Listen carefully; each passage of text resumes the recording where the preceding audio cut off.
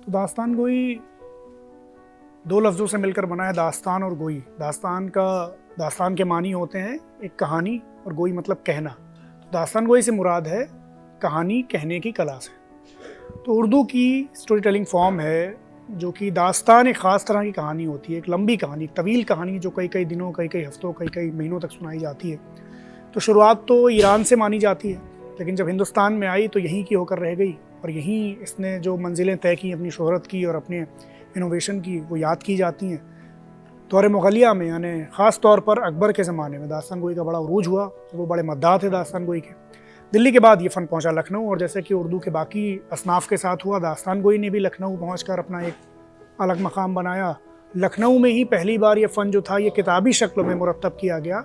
इससे पहले दास्तान गोई सिर्फ एक ओरल ट्रेडिशन, ज़बानी रिवायत थी जो छपे हुए तौर पर नहीं मिलती थी। नवल किशोर प्रेस जो लखनऊ में था, उसने पहली बार दास्तान गोई को किताबी शक्ल में लाने का एक प्रोजेक्ट शुरू किया। तो उस वजह से ये दास्तान अमीर हमजा जैसे बहुत मशहूर दास्तान है, वो हमें किताबी शक्ल में मिलती है। 2005 के आसपास, चूँकि 1928 में मीर बाकर अली देहलवी के इंतकाल के बाद ये फ़न ख़त्म हो गया था, तो तकरीबन 75 साल तक ये फ़न गायब रहा, ये मिट गया। उसके बाद 2005 में जो अभी हमारे वक्त में दास्तान गोई के अकेले उस्ताद हैं, महमूद फ़ारूक़ी साहब, उन्होंने इसको रिवाइव किया, उन्होंने इसको दोबारा करना शुरू किया, और फिर उनके साथ बहुत सारे लोग और भी जुड़े। तो इस तरह से इस फ़न को रिवाइवल मिला, और अब ये दास्तान जब नए तरीके से शुरू हुई तो इसमें कुछ मॉडर्न दास्तानें, यानी कि कुछ कंटेम्प्रेरी जो अहद हाजिर के मौज़ूआत हैं उन पर भी दास्तानें होने लगी। तो उन्हीं का एक नमूना ये है जो आज यहाँ हो रहा है, दास्तान तमन्ना सरफरोशी।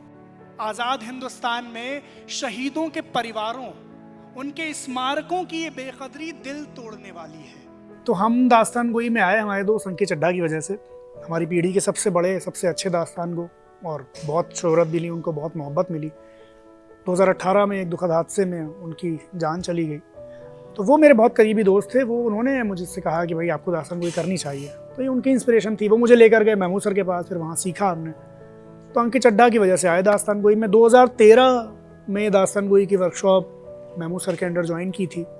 13 से लेकर 19 तक का ये जो वक्फा है, इसमें एक वक्त हो गया है। मगर इससे भी ज़्यादा अफसोस करने वाली बात, उदास करने वाली बात यह है, आज़ाद हिंदुस्तान में उन शहीदों के विचारों की, उनके ख्यालों की, उनके ख्वाब की बेकदरी। ये इसलिए अलग है उन सब चीज़ों से क्योंकि इसमें एक तरीके से विशुद्ध रूप से स्टोरी टेलिंग की, जो कथा वाचन की या जो दास्तान गोई की जो शैली है वो है, क्योंकि इसमें एक सुनाने वाला होता है और सुनने वाला एक होना चाहिए, या और एक से ज़्यादा भी हो सकते हैं, और बाकी कोई तामझाम नहीं है। ना कोई म्यूज़िक है, ना कोई प्रॉप्स हैं, ना कोई उस तरह का स्टेज पे तामझाम है। तो बहुत ही सादा फॉर्म है जिसमें जो कहानी सुनने सुनाने का लुत्फ़ है बिल्कुल अपने ओरिजिनल फॉर्म में मिलता है। तो ये इसकी सबसे बड़ी ख़ासियत है कि बहुत ही मामूली सी एक व्यवस्था के साथ इसको किया जा सकता है। एक ख़ास बात है इसकी। अशफाक और बिस्मिल का सपना किस भारत का था? अशफाक और बिस्मिल का सपना किस हिंदुस्तान का था?